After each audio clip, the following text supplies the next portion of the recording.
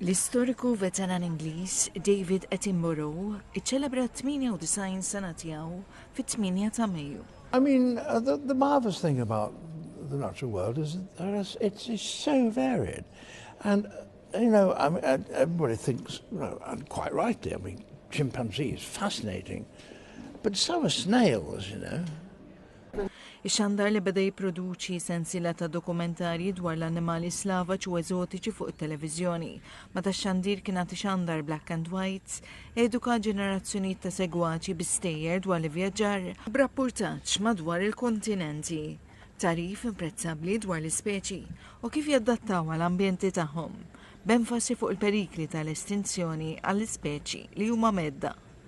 Attenborough irsieħab mal-istazzjon tal-BBC fl-1952 u l-ewwel suċċess tiegħu wasal wara sentejn, meta pproduċa s-serja Zoo Quest, programm li kien jintraċċa l-vjaġġi lejn pajjiżi l-bogħod fejn kien isir li filmjar tal-annimali buħud minnhom jinġiebu lejn iż-Zoo ta' Londra. Everyone recognises David's voice before they even see him. It's become so familiar.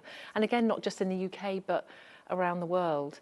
But David really seeks to entertain and draw people in. He doesn't tell. It's a lovely, natural way of storytelling, but also informing and drawing us in as audiences so that we might feel we're literally there with him on that rocky outcrop or that piece of the ice sheet in Antarctica. You kind of feel he's part of your family. He's almost like, the nation's grandfather in a way. We know him so well, or we feel we know him so well. Il-kap eżekuttiv tal-Fera Ingliża tal-World Wildlife Fund, Tanya Steele, iddeskriviet lil Attenborough bħala ispirazzjoni u istituzzjoni li wassal fid-djar ġbigħat ta' annimali u natura mid-dinja li l-udjenzi ma kinux jafu li jeżistu. I mean, Sir David's just been an inspiration over many, many generations. He's brought wild places and wildlife right into our homes. He's taken us to places we didn't even know existed. And I think in doing so, he's really inspired a love of nature and our natural world. And he's been an incredible ambassador for WWF and for the entire environmental movement. Attenborough sar ambasċatur ta' WWF fl-2004. We're very lucky in that Sir David's been with us right since our founding in 1961, and really audiences and publics around the world, their knowledge, their feelings, their sense of the importance of the environment, it has only grown. Every piece of polling data tells us that. And really, I think his legacy is going to be very much that he's not only inspired people in terms of their love of nature, but I think he's increasingly inspiring a desire for many of our leaders, our business leaders, our world leaders, to actually do something about it. Waqt il-karriera tiegħu, Attenborough tkellem dwar perikli assoċjati mal-bidla fil-klima u mat-teddita d-dinja. Indirizza wkoll diversi mexxejja dinjija fosthom waqt is-summit tat-tibdil tal-klima fl-Iskozja fl-2021, meta appella direttament lil mexxejja dinjija biex jieħdu azzjoni. Kollaboratu li produċa diversi programmi miegħu Mike Gunton qal li l-kontribut ta' David Attenborough għad-dinja tat-televiżjoni hija imprezzabbli għaliex ikkontribwixxa b'mod uniku għall-evoluzzjoni ta' dawn il-ġeneri ta' programmi. He must be unique in that nobody is an eyewitness like him of the change that has happened across the natural world.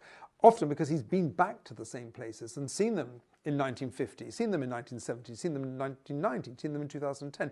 And that's a remarkable piece of, a remarkable experience. And that's why he's such a powerful advocate, because you can't argue. He's seen it with his own eyes. Fost li żjed programmi ta' Attenborough hemm is-serja famuża tat televiżjoni li rebaħ diversi Emmy Awards, inkluż Blue Planet dwar il-ħajja fl-oċeani u Planet Worth dwar l-ispeċi u l-habitats differenti madwar id-dinja. Li żjed serja riċenti ta' Attenborough hija Mammals li ddebuttat f'Marzu. Tela s-siparju fuq il-Festival tal-Films ta' Cannes, kifat ta' ċelebritajiet qed jattendu għal Festival prestiġjuż ta' ċinema fil-Côte d'Azur, il-festival li ser idum sal-25 ta' Mejju għalih qed jattendu diretturi stabiliti u ġodda Leġendarju wkoll fosthom George Lucas u Francis Ford Coppola, atturi, producers u dawk li għandhom konnessjonijiet maċ-ċinema. L-attriċi Meryl Streep ingħatat l-unur importanti tal-Palme d'Or fil-lejl tal-14 ta' Mejju. L-unur onorarju li kien ippreżentat lilha mill-attriċi Juliette Binoche.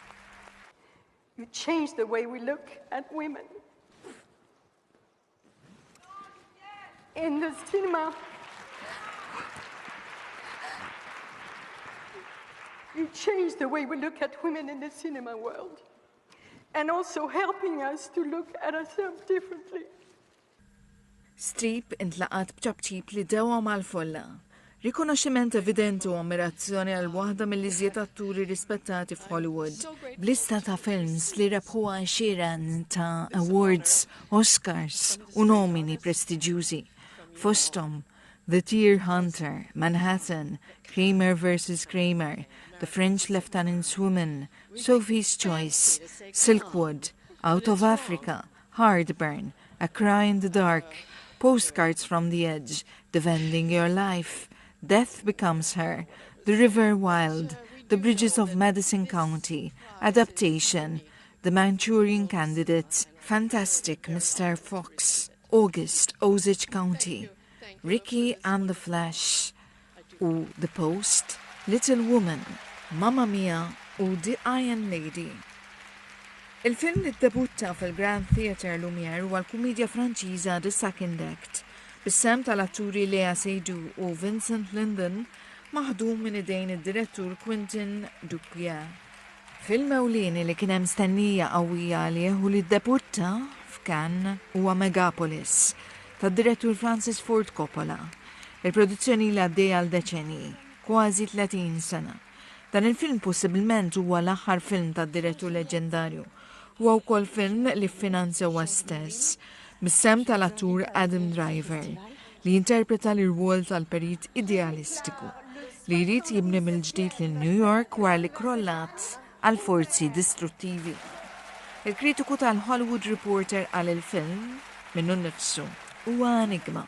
For cineasts, I think the most exciting film here is Francis Ford Coppola's new film, Megalopolis, which has been in development production for decades, I think, and could be his last movie ever made. It's a film that he's self-financed using money from his wine fortune. It sounds like a crazy sci-fi imagination film starring Adam Driver. I've only heard rumors of what it actually looks like, what it's about. It sounds utterly amazing. It could be a massive flop or a tremendous hit, but everybody, of course, is desperate to see that movie. Hemm ukoll anticipazzjoni għal diversi films li ser jiddebuttaw waqt Cannes, bil-każ ta' ċelebritajiet preżenti jinkludi lil Anya Taylor-Joy, magħrufa għal The Queen's Gambit, u Emma Stone li għadha kif repet it-tieni Oscar għall-aqwa attriċi għal film riċenti, Poor Things. Hija se terġa' tingħaqad mad-direttur Grek li dderieġa wkoll Poor Things, Yorgos Lanthimos għal film ġdid Kinds of Kindness. Preżenti wkoll Adam Driver, l-attur ta' Megapolis. Yes. I mean, despite a lot of the graybeards that will be walking the red carpet, the majority of really top-end stars all be quite young.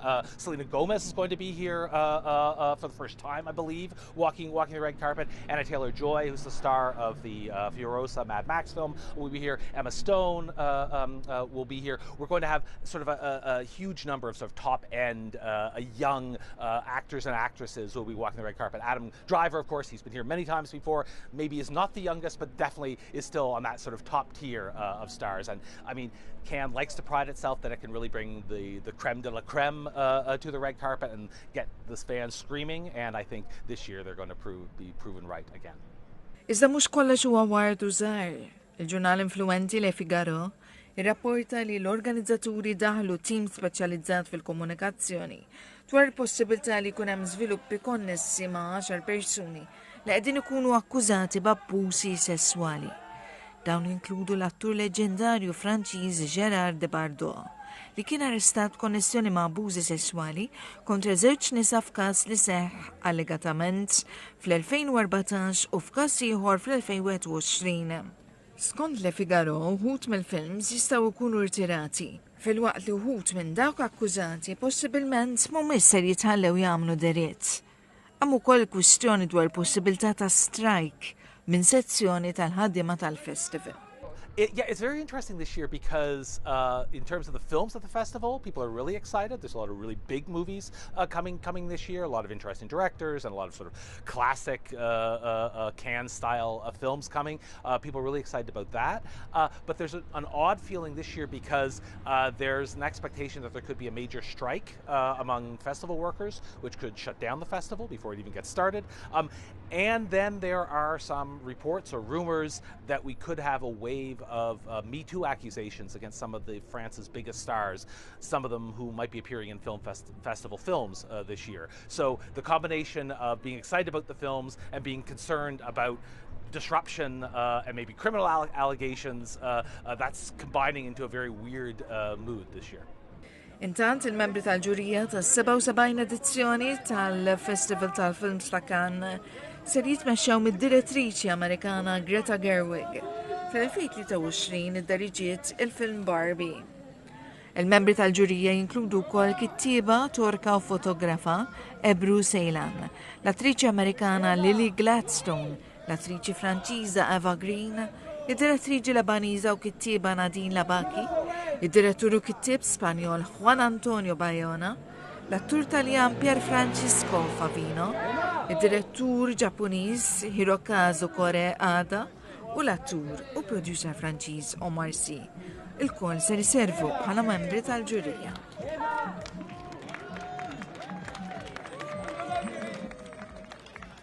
20 ajruplani li joriġinaw minn kull kwalunkwe era tal-istorja avjatika ħadu sem furja spettakolari fi smawiet Washington DC, il-kapitali Amerikana, e kif spettaturi fil-mal nazzjonali issaħru l-akropaziji tal-ajruplani.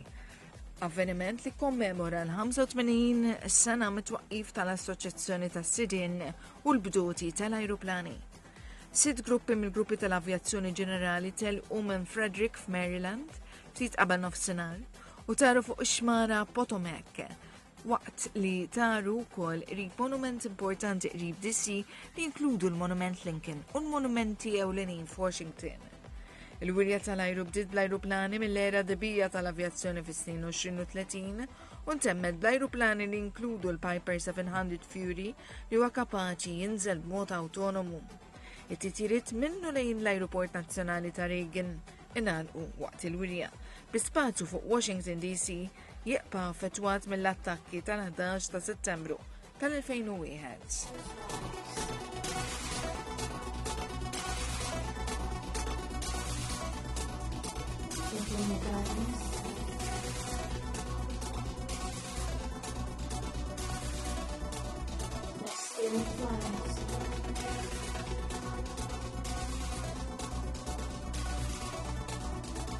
Thank you.